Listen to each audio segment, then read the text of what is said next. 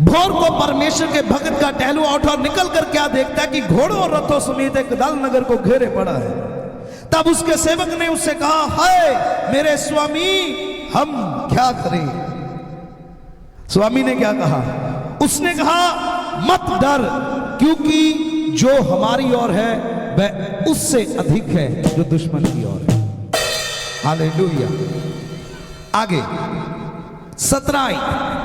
तब एलीशा ने यह प्रार्थना की। एलीशा परमेश्वर का दास प्रार्थना कर रहे हैं। मैं हमेशा कहता हूं, प्रार्थना में आपका अधिकार होना जरूरी है। बहुत सारे लोगों को मैंने प्रार्थना करते देखा, वो जैसे ही आएंगे और रोने लग जाएंगे, हो प्रभु मेरे लिए कर दे प्रभु। मैं खिलाफ नहीं हूं आंसुओं की प्रार्थना से, लेकिन जब आप प्रकाशन पाएंगे आपके आंसू पोंछ डालेगा, आप आनंद के साथ आएंगे यीशु के नाम से। हालेलुया। यदि आप पूरे लुधियाना के भिखारी इकट्ठे कर लो और उनको बोलो कि चलो मांग के दिखाओ, और वो मांगेंगे करके वो मांगेंगे, और एक तरफ उस व्यक्ति को बिठा दो जो रो रहा है प्रभु के आगे, मुझे ये चाहिए, तो मैं आपको गारंटी देता हूं भिखारी से ज्यादा वो रो रहा होगा कि प्रभु मुझे दे दे, प्रभु मुझे दे दे। यू आर नॉट ए बेगर। आप भिखारी नहीं है, आपको खुदा ने बेटे बेटियां होने का हक अदा कर दिया है। Hallelujah, hallelujah. तो जिनके तो बेटे हैं, कुंवारों का यह अनुभव नहीं होगा, जिनके तो बेटे बेटियां हैं वो जानते हैं कि बेटे बेटियों का हक क्या होता है। हालेलुया। ये पूनम की लड़की मेरे मुंह नाक पकड़ के नोच लेती है, कोई दूसरा नोच के दिखाए। बेटियों को अधिकार है। सिमरन मेरी जेब में हाथ डाल लेती है, निकाल लेती है, कोई और निकाल सकता है? आप में से या इनमें से कोई नहीं, क्योंकि ये हक किसका है? बेटे बेटियों का। वो मांगते नहीं है। यदि मैं मुझे सिमरन को पेन चाहिए, मेरी बेटी को पेन चाहिए, और पेन मेरे यहाँ लगा और वो मुझसे मांग रही, पापा मुझे पेन दीजिए, और मुझे सुना नहीं या मैंने इग्नोर कर दिया, वो क्या करेगी? घुटनों पे अगर रोएगी मुझे पेन, वो सीधा जेब से निकाल लेगी। हाँ या ना? क्योंकि उसके पास अधिकार है। Hallelujah, hallelujah. तो आपके पास भी अधिकार है प्रार्थना का। आमीन। आप नए नियम की कलीसिया हैं, आप पुराने नियम के नबी को देखें, उसने भी प्रार्थना की। प्रार्थना क्या की सुनिए। 17। तब एलीशा ने यह प्रार्थना की, हे यहोवा इसकी आंखें खोल दे कि ये देख सके। आमीन, आमीन। That's all. खत्म प्रार्थना। यहां बैठे प्रार्थना करने के लिए नए नियम की कलीसिया, आज मेरे 21 उपवास हैं, मैं प्रार्थना कर रहा हूं एक विषय के लिए, एक विषय के लिए। एलीशा जानता, आई हैव ए अथॉरिटी, मैं खुदा का नबी हूं और मेरे पास अधिकार है। मैं जिसे खोलूं वो खुल जाए, जिसे बांधूं वो बंध जाए, क्योंकि मेरा परमेश्वर मेरे द्वारा कार्य करता है। आमीन, हालेलुया, हालेलुया। जिस दिन आपको इस बात का प्रकाश हो गया, ये आप जो कहते वो होता है। यीशु ने कहा, जब तू मांगे तो यकीन कर, ईमान रख। तू पहाड़ को भी कहे उखड़ समुद्र में गिर, तो वो गिरेगा, जब तू शक ना करे। आमीन, आमीन। इसलिए आपकी प्रार्थना रोने की प्रार्थना नहीं, अथॉरिटी की प्रार्थना होना है। Hallelujah, hallelujah. आप प्रार्थना करें, अपने पड़ोसी को देखकर कहें, अपने पड़ोसी को देखें, बोले परमेश्वर इसकी आंखें खोल दे। बोलो बोलो पड़ोसी को, बोलो हे परमेश्वर आज इसकी आंखें खोल। थोड़ा हिला के बोलो इसकी आंखें खोल दे आज। आमीन, आमीन। एक बार तारीफ करे परमेश्वर के कलाम के लिए। Hallelujah, hallelujah. तब यहोवा ने सेवक की आंखें खोल दी। यहोवा ने क्या किया? उसने प्रार्थना किया नबी ने, और उसने आंखें खोल दी। और आज मैं प्रार्थना करता हूं, परमेश्वर आपकी भी आंखें खोलने जा रहे हैं यीशु मसीह के नाम में। आज आपकी भी आंखें खुले यीशु के नाम से। मैंने कहा आज आपकी आंखें खुले यीशु के नाम से। हालेलुया, आमीन। तब यहोवा ने सेवक की आंखें खोल दी और जब मैं देख सका तब क्या देखा कि एलिशा के चारों ओर पहाड़ पर अग्निमयी घोड़ों और रथों से, हालेलुया। जब सेवक देख पड़ा तो क्या देखा, जिस पहाड़ पर वो है उसका उस्ताद और वो पहाड़ चारों ओर से अग्निमयी घोड़ों और रथों से भरा पड़ा है। Hallelujah, hallelujah, hallelujah. चारों तरफ से। ये बात पहले वो देख नहीं पा रहा, लेकिन जैसे ही आंखें खुली तो उसे पता चला जो हमारी ओर से लड़ने वाला है वो उनसे बड़ा है जो दुश्मन की ओर से आया है। इसलिए आप आज जाने कि जो आपकी ओर से लड़ता है वो बड़ा है, दुश्मन छोटा है। आज जब आप इस प्रकाश को अपने जीवन में डालेंगे कि आपका खुदा बड़ा है, तो हर मैदान फतेह होगा यीशु मसीह के नाम से। मैंने कहा फिर हर मैदान फतेह होंगे यीशु मसीह के नाम से। Hallelujah, hallelujah, hallelujah, hallelujah. प्रभु यहोवा मुझ में है, आजकल उसका डेरा है। प्रभु यहोवा मुझ में है, आजकल उसका डेरा है। प्रभु यहोवा मुझ में है, आजकल उसका डेरा है। प्रभु यहोवा मुझ में है, आजकल उसका डेरा है। आग की दीवार जैसे उसने मुझको आकर घेरा है।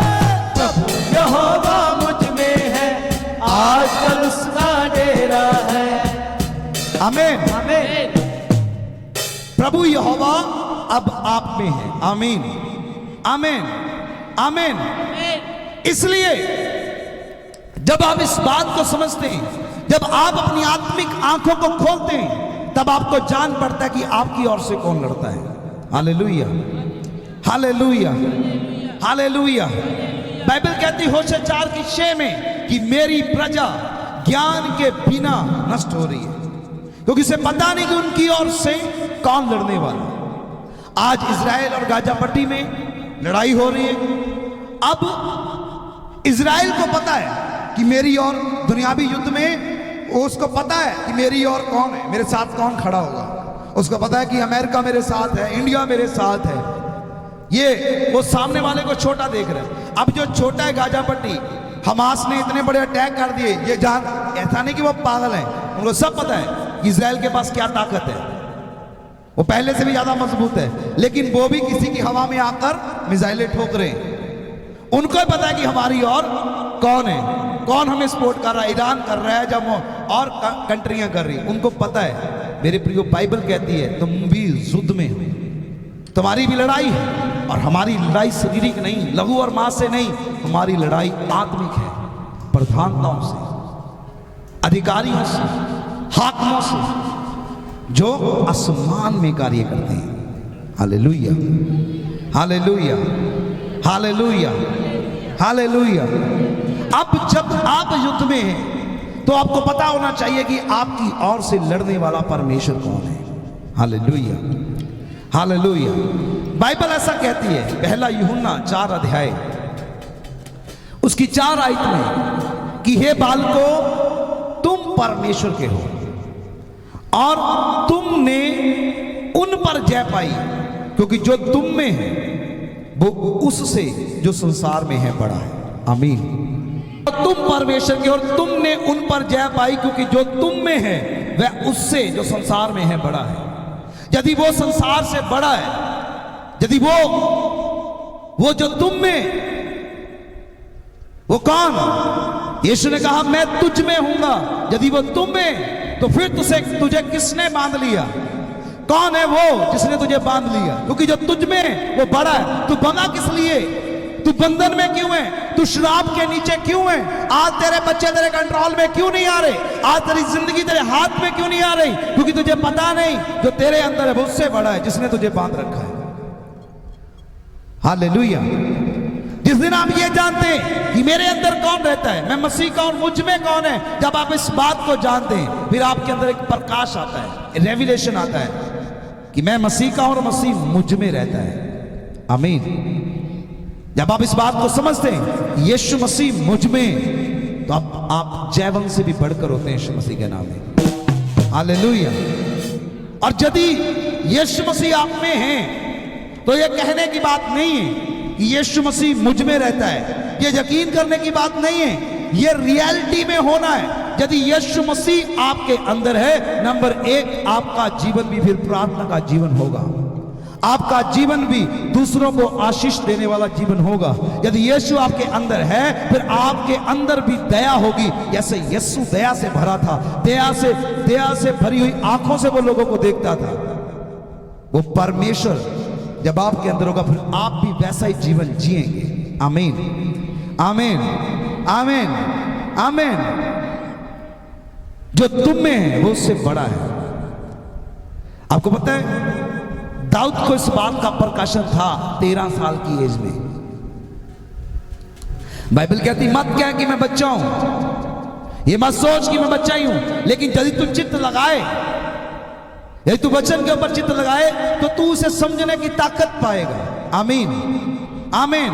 मैं आपको बताना चाहता हूं कि कई बड़े इसमें चित्त लगाने से फेल हो जाते हैं। कारण क्या है? उनके पास कॉपी पेन नहीं है, वो नोट नहीं कर पाते। और जब तक आप किस चीज को नोट नहीं करते वो आपके जीवन में हमेशा स्किप होती है। आप सुनते भूलते हैं, सुनते भूलते हैं, सुनते भूलते हैं।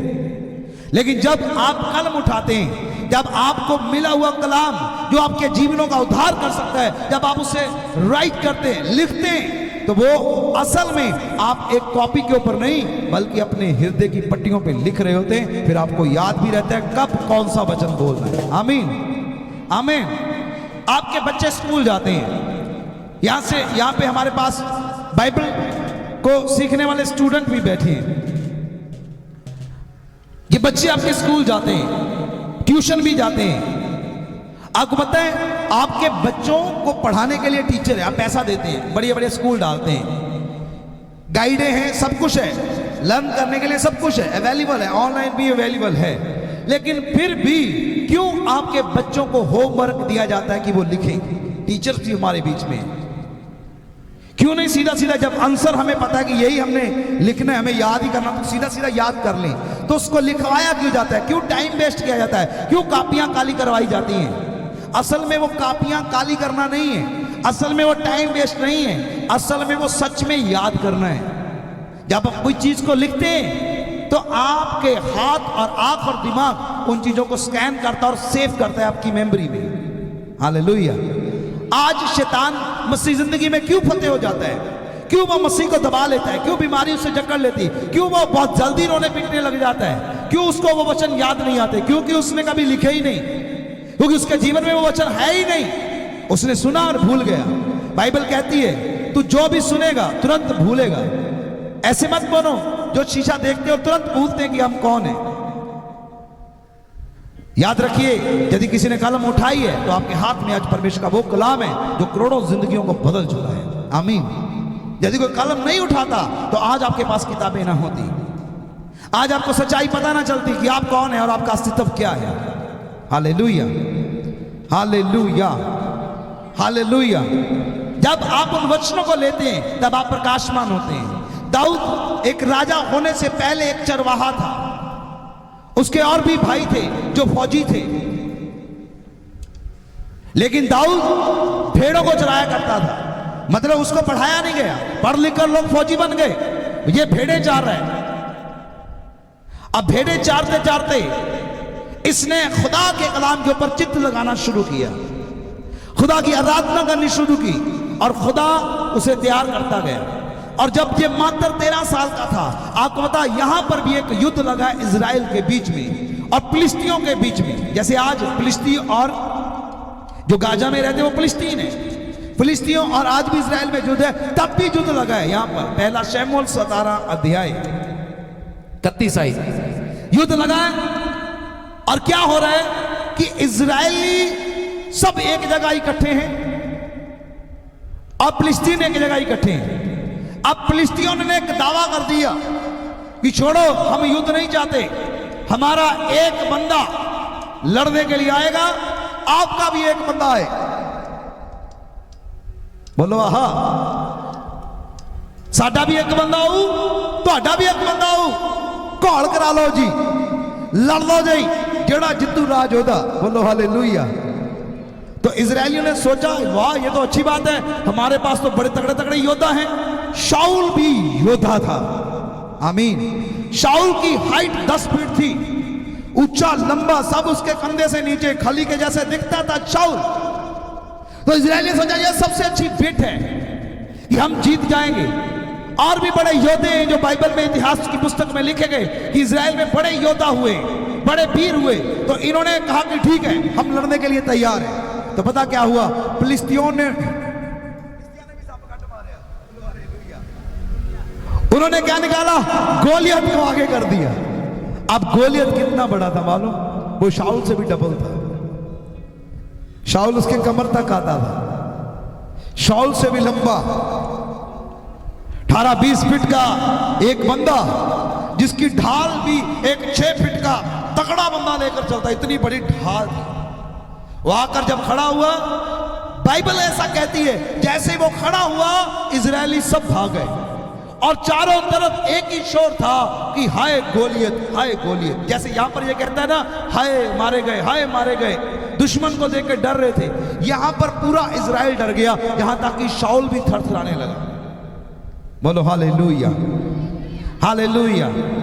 अब शाऊल क्यों थरथरा रहा है? शाऊल तो परमेश्वर का अभिषिक्त था, लेकिन असल में इस जगह पर वो अभिषेक खो चुका है। जब आपकी जिंदगी में, जब आप आत्मिक नहीं होते, जब आप अभिषेक से बाहर होते, तब आप गलतियों पे गलतियां करते हैं, आप अपनी स्पिरिचुअल लाइफ को मेंटेन नहीं कर पाते, आपको फिर नहीं पता चलता, क्योंकि आप अभिषेक रहित कुल्हाड़ी बन चुके हैं, धार रहित कुल्हाड़ी बन चुके हैं। कुल्हाड़ी तो है, धार नहीं है, वो काटेगी नहीं, टक तो जरूर लगा देगी, काटेगी। जब वो धार लग जाएगी तो वही कुल्हाड़ी जब एक बार भी मारोगे तो मोर्चा कड़क टूटेगा। ऐसे ही बंधन टूटेंगे यीशु मसीह के नाम से। हालेलुया। अब शाऊल मस्से में नहीं है, अभिषेक में नहीं है, इसलिए उसको वो गोलियत से लेकर डर रहा है। एक उस समय एक बच्चा आता है जिसका नाम है दाऊद। एक बार दाऊद के लिए ताली बजाएं। 13 साल का बच्चा, जरा पढ़े उससे पहला शमूएल 17 अध्याय उसकी 31 लिखा है, जब दाऊद की चर्चा हुई तब शाऊल को भी सुनाई गई। सब लोग दाऊद की चर्चा करने लगे कि यार ये इजराइल में एक बच्चा है। यहां पर कोई बच्चा है 13 साल का? 13 साल का कोई है? 13 साल का? सब छोटे? ओके। दाऊद 13 साल का था। बोलो हालेलुया, बुलंद आवाज में हालेलुया। दाऊद ने कहा कि मैं गोलियत से लड़ूंगा। बचकानी बात है। यहां से एक छोटा बच्चा, शमूएल तू आ जा भाई, लक्की जी तुसी भी आ जाओ, इधर से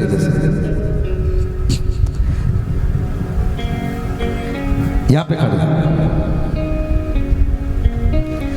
आप यहां पे खड़े हैं आमने सामने, इधर को मुंह करके, इधर इधर कॉल करी दी। हाँ आजा, फड़ला, वो तो बेचारा हाथ पड़ा तो डरदा।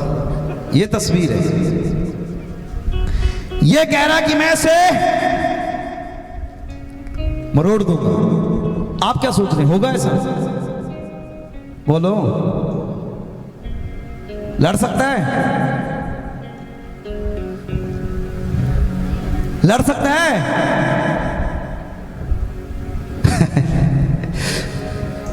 शाऊल गोलियत।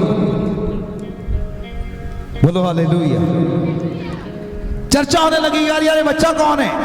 और शाऊल तक बात पहुंच गई। ऐसे ही रहना लिखा है, और उसने उसे बुलावा भेजा। 32 आई। तब दाऊद ने शाऊल से कहा, किसी मनुष्य का मन उसके कारण कच्चा ना हो, तेरा दास जाकर उस फिलिस्ती से लड़ेगा।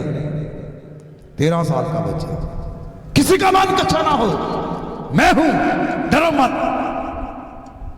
शाऊल देख रहा, रे बाबा, रे बाबा, अरे तू लड़ेगा? तो शाऊल ने क्या कहा, शाऊल ने दाऊद से कहा, तू जाकर उस फिलिस्ती के विरुद्ध युद्ध नहीं कर सकता, क्योंकि तू तो लड़का ही है, वह लड़कपन से योद्धा है। तू बच्चा है, वो बचपन से युद्ध लड़ता है, तू युद्ध नहीं लड़ सकता। और इतिहास गवाह है, सबसे बड़ा इतिहास दाऊद ने रचा।